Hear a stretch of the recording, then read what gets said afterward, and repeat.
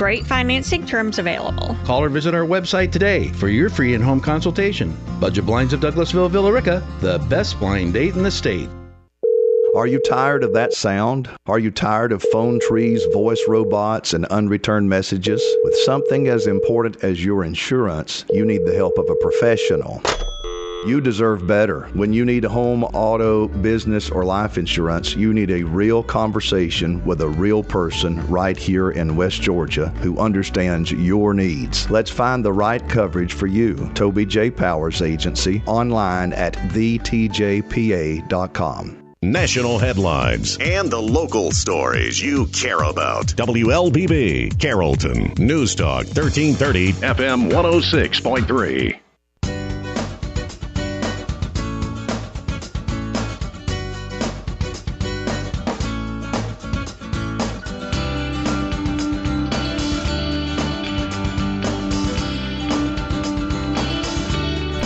Day 30. Good morning. Community Voice is on the air. My name is Colin Worthington. My guest this morning is Dr. Mark Albertus, Superintendent of Schools for the Carrollton City Schools District. I believe schools it starts next week. I'm sure about that.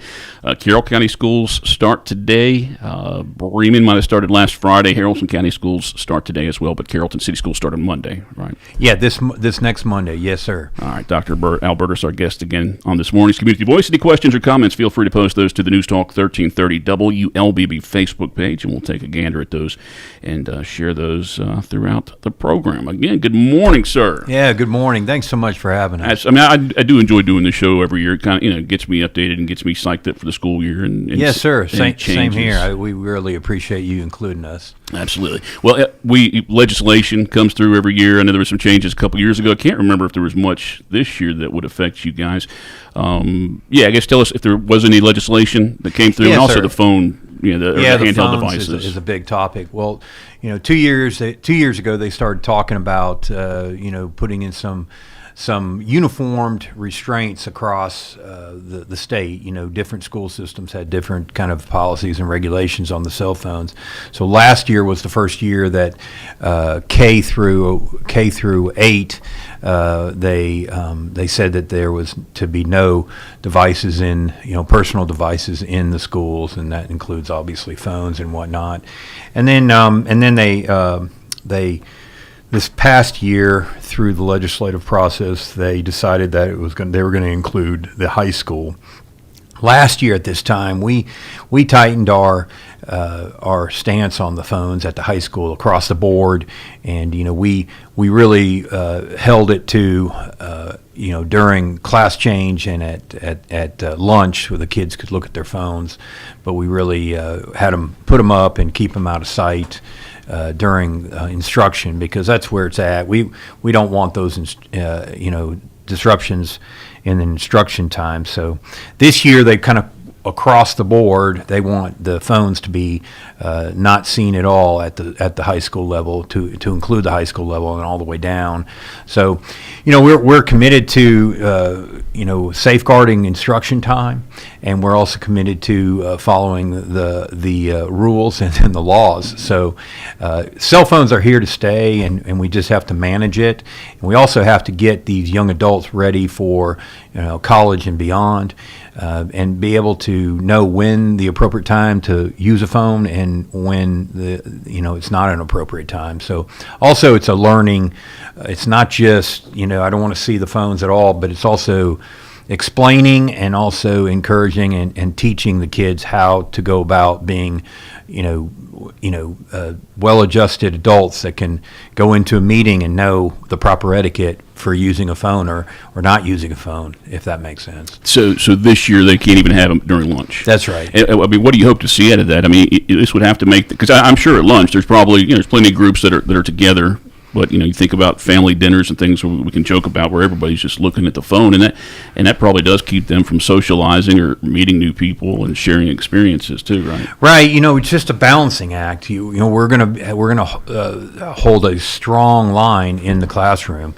They need to be out of sight and put away. But also we have, as a community and as a society, we've also gotten into very much a pattern of using these phones to communicate. So we also understand that there needs to be some communication with parents during the day, and then also some communication, coordination amongst friends and colleagues and stuff. So we're trying to balance and using common sense, whatnot. We're not going to get in the business of at lunch, we're going to ask them to put them up, but we're not going to get in the business of throwing kids in school suspension because they glance at their phone. So we're going to use some common sense. But when we're talking about paying attention in math class, those phones need to be up, and if they come out, there's going to be a consequence. You picked math, and I'm going to go back to that, and maybe there's a reason why you thought of math there. How about pickup times and drop-off times? Anything changed this year? Nothing's changed. Next year, because we're pulling in a new school, a lower early learning center, there'll be a little bit of tweaks, but nothing big. But this year, everything is the same, and I just encourage the families out there to kind of give us a couple days and be patient, and each family has to get in their routine and feel it out on when they need to leave and what route they want to take, and everybody's doing that. So at about day 3, it'll start shaking out, and everybody will find their way to school and then also pick up as well. Now, because you guys have that nice cluster and big property for Carrollton City Schools, you don't have the cameras that are checking for your speed through there, right? We do. Oh, do you have those? We do. Okay. Yes, we do, and we just encourage everybody. And usually the problems come when it's not drop off and pick up. It's taking a shortcut. In between, people are taking shortcuts, and they just need to watch your speed because there's just a lot of moving parts and people moving back and forth between the schools. So those are in fact maybe an hour before school drop off and an hour after, and yes, same sir. for pickup. Yes, sir. That time, Yep. Because there was discussion of legislation this year, and I've been on vacation for a bit, so I've just forgotten everything. But did that take effect? Yeah, the city. People will be able to vote on that, right? Yeah, those cameras have been a little bit controversial throughout the state because, first and foremost, some of them don't. They've malfunctioned, and so they've given tickets to people on weekends and things, and whatnot, and they really aren't really speeding. So there's one-offs, and there's a story for every camera that's out there. But for the most part, they're just trying to keep it safe for the kids and whatnot. The other part of that was there was stories about how much of the money is going to the actual vendor versus the municipality or the school, and so there was question there that was an issue. But yeah, I think a lot of schools have really dug in with the different cameras and whatnot, and I think we're better for it across the board. I think it's at least 5 years that the school buses have had the cameras on them, right, for passing, and put that up there, and it may be more than that. But even as recent as last semester, I know of people who were still doing something illegal and they're getting that ticket. Now, what are the official rules there? And have you guys seen it drop down, or is there still enough concern? I think it's made a dent. I just think that it's just human nature that we all are mission focused. We're trying to get to our job or get to our work or drop somebody off. Or singing Taylor Swift and not paying attention. That's right. A lot of distractions. I think it's just, myself included, we all just have to remember that when we see a school bus, a yellow school bus, we just have to be so aware and be intentional about focusing on, because they're going to stop at some point. And then, there's rules that you just when in doubt, stop, because there are rules about the traffic that's going the opposite way. If it's a two-lane road, obviously you got to stop. But even with different rules about medians and different things, you just really have to know your laws. And I would just encourage people that when in doubt, stop for the school bus, because it can be very, very dangerous, and the fines are pretty hefty. $1,000 or something, right? Yeah, it's pretty hefty. All right, before we take our final break, any new security additions, anything that parents or students should be aware of this year? We just continue to refine our safety protocols protocols. We keep up to date on all the different trends out there. We analyze and review any incidences that have happened across the country. We all tend to, always look at intruder stuff, but there's a lot of everyday kind of safety stuff that we just stay on top of because, it's a all-encompassing safety plan that we have and all the schools around here have. And so we collaborate, and we just participated in that safety summit that the county and the city puts on, and that's such a good event, and just making sure that we stay vigilant. You guys had Amy Copeland for that first day. You do like a little celebration and kind of pump all the teachers up and everybody, for coming back for the school year. You brought in Amy Copeland. I mean, I think the incident was 10 years ago, and a lot of people may not even remember or know who she is. Yeah, she's amazing. I was eating lunch with the University of West Georgia's president right at that time, and he was just just so sad about Amy taking that fall, and he wouldn't know anything. And we at the time we didn't know that she was going to contract that bacterial infection, and it just went downhill. Oh, you mean this is not a recent conversation with the new president? This is like 10 that years was back ago. in 12, yeah.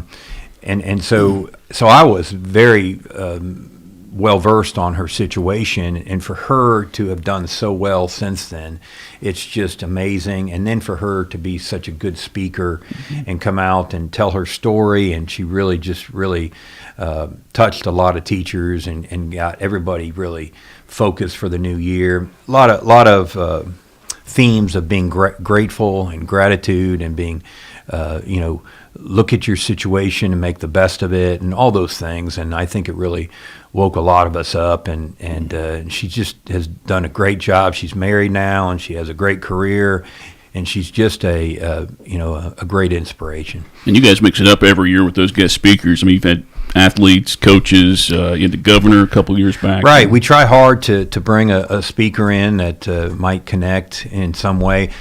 The majority of them really tried to draw upon their education experience, whether it was a teacher or a coach or administrator that had an impact, and they usually weave in their talk something about a positive situation that they got out of their schooling. So it fits.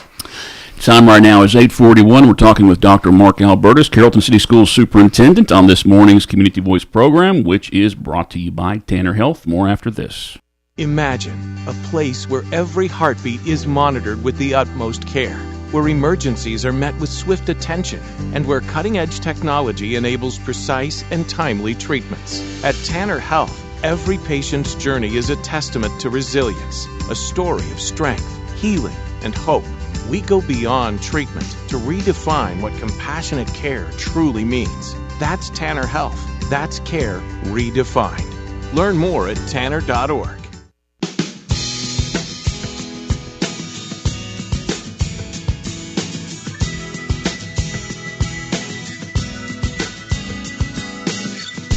842 Community Voice, brought to you by Tanner Health and Oak Mountain Academy. My name is Colin Worthington. My guest this morning, Dr. Mark Albertus, Carrollton City Schools Superintendent. School starts on Monday for Carrollton City Schools. It's just a good reminder that there's going to be traffic again on Monday. Probably saw some today, and it's easy. You can sneak out the Chick-fil-A at 8 o'clock, and there's hardly anybody there. But yeah, starting next week, it's going to be packed again because parents take their kids to school and then they go grab some food. So just be aware of all the new traffic next week, if nothing else. One of the big stories for Carrollton City Schools over the summer, the information that was released, but I guess it does date back to November of last year, when, or maybe the year before, when Carrollton City voters approved the special purpose local option sales tax education version to go towards our early learning center.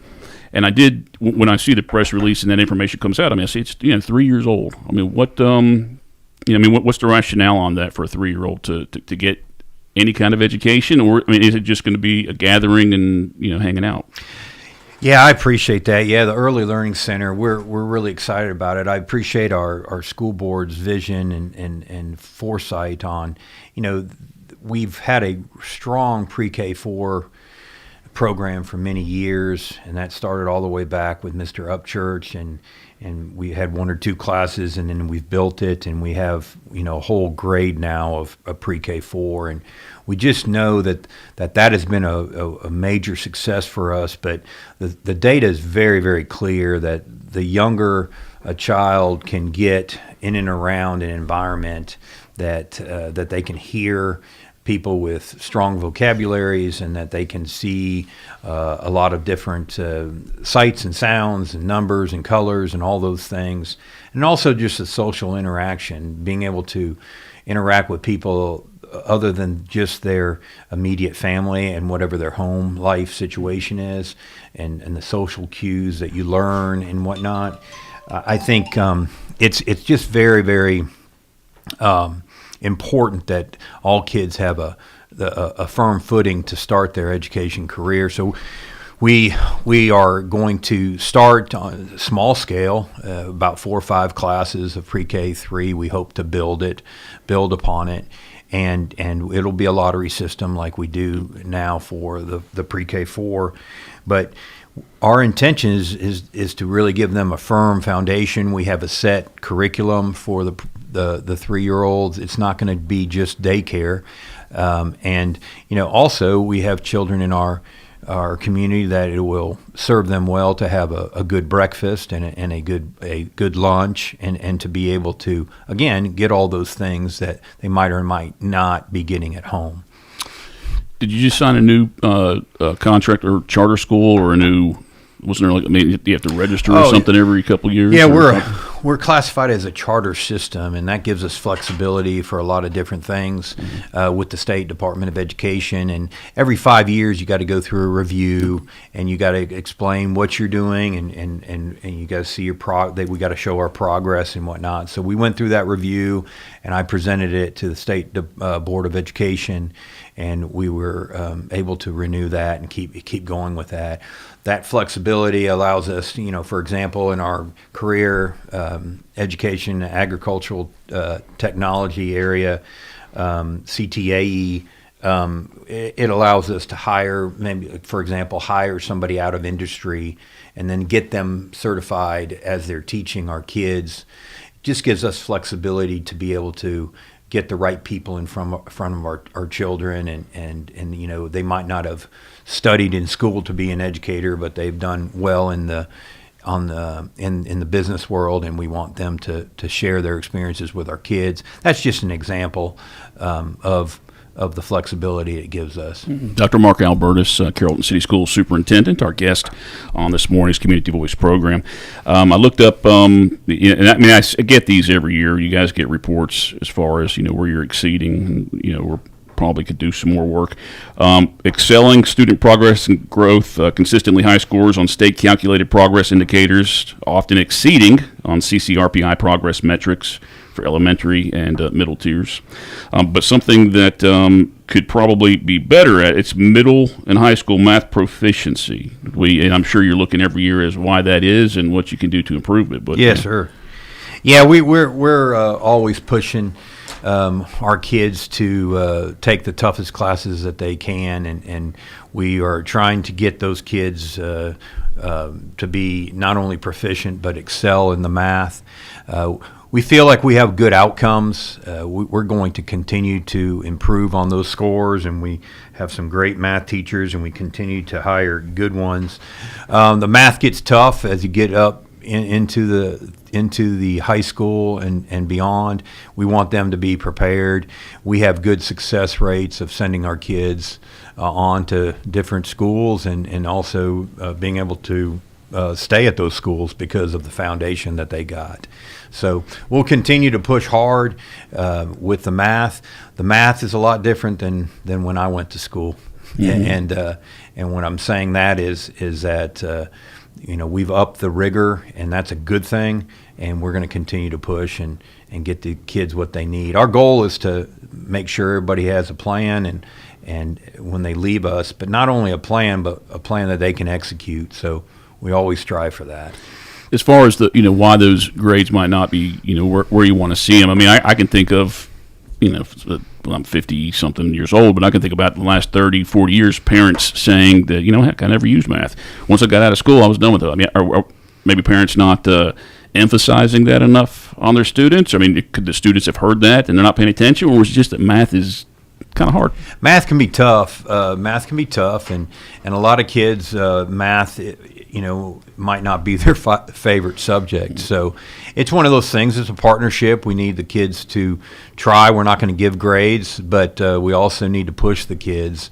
And I hear you on that about how relevant the math is and what you need, but math is a process. You learn a process, and that will help you with processes all throughout your life. And so kind of training your brain that way is a good thing. And trying to get that across, the why, to the kids can be difficult when it is a struggle, and a lot of them want to be somewhere other than math class. Mm-hmm. I think any success that I had in math, and I'll attribute it to sports. I mean, I was figuring out, scored a touchdown is 6 points, 7 points. So I learned my seven tables, pretty young. And in baseball, figuring out ERAs and batting average. Didn't have WAR and all that good stuff back then. But, I mean, I think that's what helped me with math. Well, I appreciate that, because that's a connection that you saw math relevant and something you really enjoyed and liked, and that it's a lifelong love of yours. And so that's a master teacher's part of their playbook, is to try to explain why math is relevant and try to connect it with something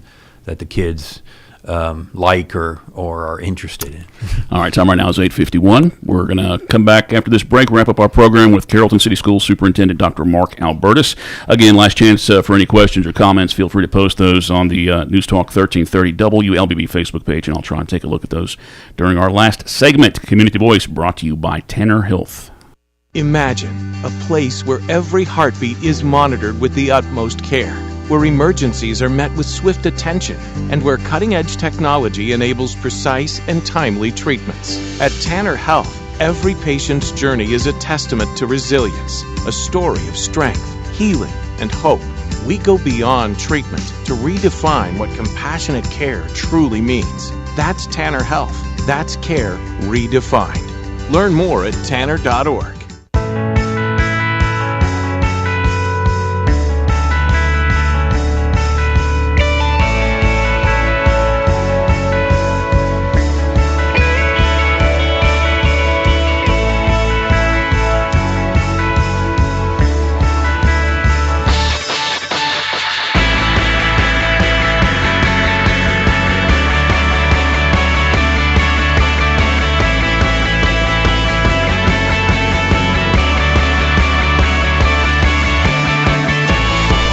All right, 8:51, welcome back to the Community Voice, brought to you by Tanner Health. My name's Colin Worthington. My guest, Dr. Mark Albertus, Carrollton City Schools Superintendent, and we're wrapping up our program here.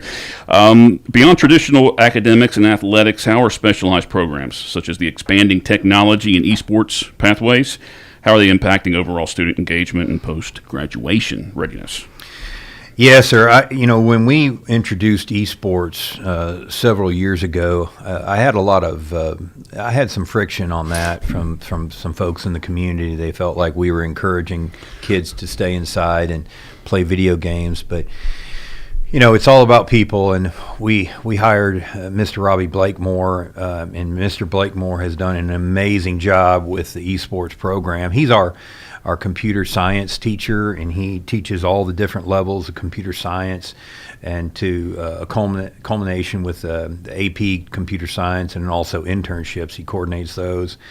And so he's just really created a culture within our esports teams. And I say teams because we have several teams. Mm-hmm. And so we've got so many kids involved, but it's truly a team. And he mentors those kids. He stays on top of them just like any other coach. He monitors their grades. He monitors their behavior. And he does all of that like a regular coach, but he shows all the kids that are passionate about esports, about video gaming and different things, but he shows them what type of careers are out there within the computer science, umbrella. And it's not just creating games, but you can do that, but it's also so many different pathways where you can go down underneath the computer science, umbrella per se. And he really does a good job of putting kids into internships at different things. and also exposing them to the different career paths, like I said. So it's just such a great program now. Kind of icing on the cake is that we've been able to win some state championships with the different games that we participate in. But it's a unique competition because, we never travel really. We never travel for the regular season. We play all of our games. We compete all in our war room per se. Yeah, I guess that makes sense. Yeah. And if the timing is right, we have to look at time zones, but we've played teams from Oregon and California and Chicago and Houston, and we play teams from all over the country, and sometimes we play international teams, and that's really cool because not only do you play them, but you converse with them after and before the match. Talking smack? Yeah, that's right. But there's a cultural thing there too, and whatnot. So the esports has really been a great thing, and just on a basic level, the more kids that we can get to put Carrollton across their chest in competitions, the better our kids are going to do. Because when you feel like you're a part of a team or a program, you're going to do better in your grades and your classes because you feel like you're a part of things. So we're very thankful for Mr. Blakemore and all the coaches and teachers that contribute to that, because giving kids opportunities is what we're about, and making sure that they feel plugged in. You talked about winning championships, and of course, obviously we talk about the sports out the wazoo, but there's other, there's a Gradic Sports website that they can talk about that. Sure. But the debate team, I mean, I can't remember, again, I do this story every year. I mean, are they actually have the most championships other than maybe track and field or something? They vie with track and field. They're right up there with track and field with the most state championships. And again, it comes down to leadership and people, and Coach Richard Bracknell has been there for 40-plus years, and he's just been a stalwart. He's now getting, he's had children and generations of students that he has coached, and so many of his students that he's coached in debate and forensics have gone on to have wonderful careers. They come back to see him. They donate back to the program, but they've really had great careers. And he just, I tell parents with young children coming into high school, we are very competitive with the debate teams, the varsity teams, the JV teams, but his classes are such that he'll get a student that maybe is a little apprehensive about speaking in public or public speaking.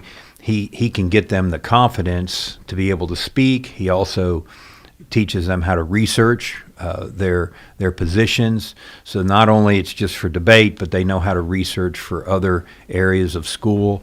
It's just such a good class, and we're hopeful that he'll go on for another 40 years. Yeah, I hope so too. I mean, it's a class we all could take and all should take. Yeah. You mentioned children, and the first thing that popped in my head was your own children. They are officially out of the Carrollton City Schools District. What does the future look like for Dr. Malcolm Albertus? And I'll say this. I mean, there was another local school district where, I hope I'm using the right word here, where we could see the superintendent was kind of grooming at least one person to follow them. I mean, we think it was pretty obvious we saw that happening. I mean, is that something you have to think about in the future, or is that something you just stay away from as far as trying to encourage who the next person is?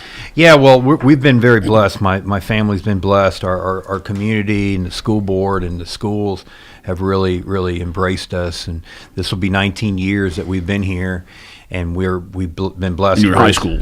What's that? That's part of your principal at the high school. Yeah, I was principal for 8 years at the high school, and this is my 11th year as superintendent. And we've just been blessed to raise our kids. And yeah, we turn around, and Elizabeth, our youngest, is going to school, going to college next week, and so my wife and I have been kind of on the run here with our own children. We've been blessed, but we looked around and we didn't have to go to registration, and we were prepared to do that, and then it kind of hits you. But to answer your question, it's one of these things where I would love to do several more years if the board will have me and the community will have me.